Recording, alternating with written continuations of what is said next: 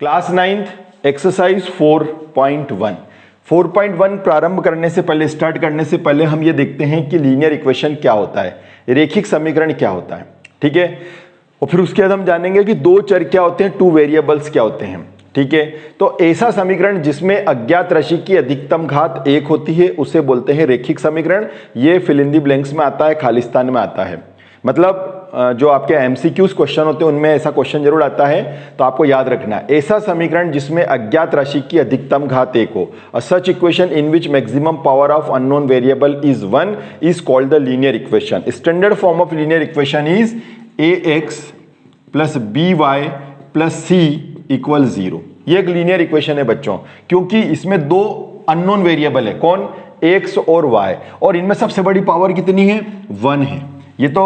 ये है real number a b c, ये तीनों रियल नंबर, रियल मतलब वास्तविक संख्या, इनकी वैल्यू कुछ भी प्लस 5 6 कुछ भी हो सकती है। लेकिन यहाँ जो वेरिएबल है x और y, इनमें घात कितनी है, 1 है। अच्छा, कभी कभी आपके मन में प्रश्न आता होगा यार वेरिएबल क्या होता है, चर राशि क्या होती है, इसको चर राशि भी बोलते हैं, अननोन वेरिएबल भी बोलते हैं, अज्ञात राशि भी बोलते हैं। तो इनका मीनिंग क्या होता है, मतलब ये होता है कि जैसे आज मैंने यहाँ पर लिखा 5x plus 4y plus 8 equal 0, ऐसा बोला, तो यहां पर आपके हिसाब से x की वैल्यू कुछ भी आ सकती है। इस क्वेश्चन में x की वैल्यू कुछ होगी, अगर मैं कोई दूसरी इक्वेशन लिख दूंगा वहां पर x की वैल्यू कुछ और होगी, है ना, y की वैल्यू कुछ और होगी। इनको बोलते हैं वेरिएबल, इनको बोलते हैं चर राशि, माने बेरूपिया व्यक्ति है, हर इक्वेशन में अपनी वैल्यू को ये चेंज कर लेते हैं अपने हिसाब से, कुछ भी वैल्यू रख, कभी -1 कभी 2, तो इनको वेरिएबल बोला जाता है। ठीक है, तो पूरी एक्सरसाइज जो लेसन 4 है बच्चों, इस लीनियर इक्वेशन पर ही बेस्ड है। आपका जो टॉपिक है वो लीनियर इक्वेशन का है। अब हम स्टार्ट करेंगे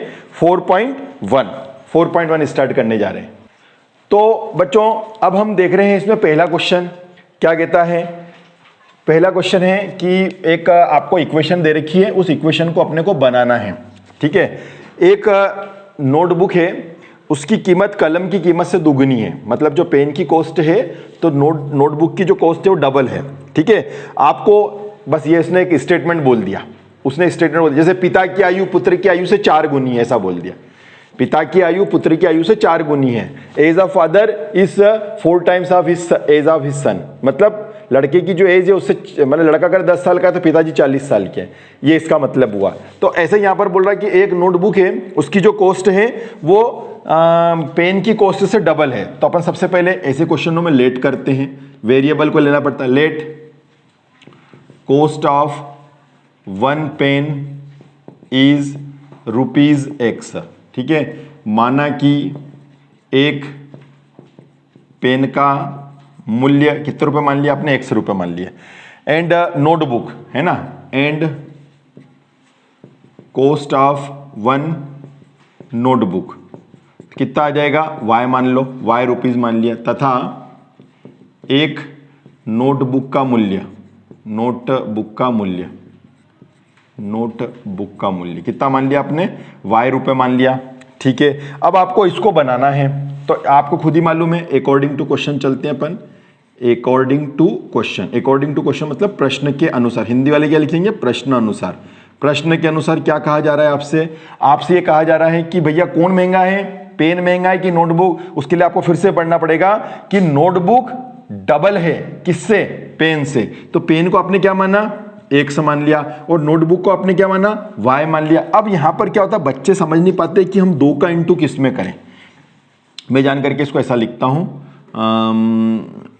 कॉस्ट ऑफ पेन, और यहां पे लिखता हूं कॉस्ट ऑफ नोटबुक, तो उससे आपको और अच्छा समझ में आएगा। ठीक है, पेन का मूल्य और यहां पर मैंने लिख दिया नोटबुक का मूल्य। अब यहां पर क्या होता है, नोटबुक का मूल्य।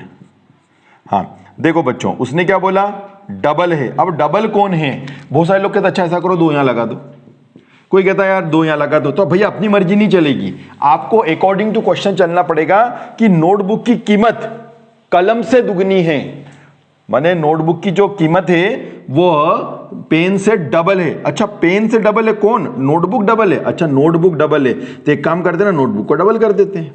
ये नोटबुक को डबल कर दिया, है ना। इसके पहले एक लाइन और बता देता हूं मैं आपको, पेन का मूल्य कितना है, X ले लिया, और नोटबुक का मूल्य Y ले लिया, हाँ ना, हाँ आप करो। अच्छा नोटबुक डबल है तो ये 2 का इंटू कर दिया, और ये क्वेश्चन आपका गलत हो गया। अब आपको क्या यार बिल्कुल सही तो किया, नोटबुक डबल है और पेन इधर आ गया, नोटबुक इधर आ गया, तो फिर क्या 2 का इंटू उधर करें क्या? अगर 2 का इंटू करेंगे तो पेन डबल हो जाएगा? नहीं, इतना सा छोटा सा क्वेश्चन है। लेकिन बच्चों आपकी बात सही है कि नोटबुक डबल कीमत का है, किससे? पेन से, लेकिन बीच में का साइन है? इक्वल का साइन है। इक्वल का साइन का मतलब क्या? दोनों आपस में बराबर है। तो कैसे हो गए बराबर? नोटबुक तो डबल है और पेन एक्स कर दिया आपने, तो जबकि वो खुद ही कह रहा है नोटबुक का मूल्य डबल है। अगर नोटबुक का मूल्य मान लो 100 रुपए है ना, और पेन का मूल्य 50 है, तो अब आप बताओ बराबर है क्या ये? और आप क्या कर रहे हो? नोटबुक में और डबल कर दे रहे हो, ये नोटबुक में 2 का इंटू कर ले रहे हो, तो ये लो तो 200 हो गया। किसके बराबर? 50 के बराबर हो सकता है क्या?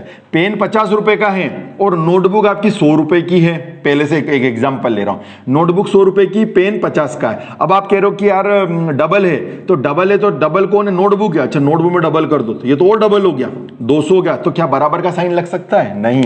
बराबर का साइन लगाने के लिए आपको 2 का इंटू किस में करना पड़ेगा? बराबर, इसकी जमात में बराबर बिठाना है, तो जमात में बराबर बिठाने के लिए 2 का इंटू मुझे पेन में करना पड़ेगा। अब देखो आप दोनों बराबर हो गए। आई बात समझ में? तो डबल किसकी तरफ करेंगे? पेन की ओर डबल करेंगे, तो 2x इक्वल y। ये आपकी इक्वेशन बन गई। चाहो तो इसको और लिखना चाहो तो ऐसे लिख सकते हो, 2x माइनस y इक्वल 0। ये हो गया आपका क्वेश्चन नंबर 1 का आंसर। आपने जिसको x माना उसके y, उसके अकॉर्डिंग आपका आंसर आ चुका है। ठीक है, अब आ जाते हैं हम क्वेश्चन नंबर 2 में। ये तो आपका फर्स्ट नंबर का क्वेश्चन हो गया। अब हम क्वेश्चन नंबर 2 के अंदर आ रहे हैं। तो क्वेश्चन नंबर 2 क्या कह रहा है देखते हैं। क्वेश्चन नंबर 2 देख रहे हैं भैया। क्वेश्चन नंबर 2 के अंदर आपको कुछ लीनियर इक्वेशन दे रखी है, कुछ रेखिक समीकरण दे रखी है। उस रेखिक समीकरण को एक स्टैंडर्ड फॉर्म में लिखना है। ठीक है, तो शुरू करते हैं अपन। क्वेश्चन नंबर 2 देख लीजिए। हाँ भैया, x plus b y plus c के रूप में व्यक्त करना है। ठीक है, तो 2 का फर्स्ट है आपके सामने, 2x प्लस 3y 9.35। ठीक है, ये पता नहीं बार क्यों लगा रखा है, वो अपन भी लगा लो, अपने क्या जा रहा।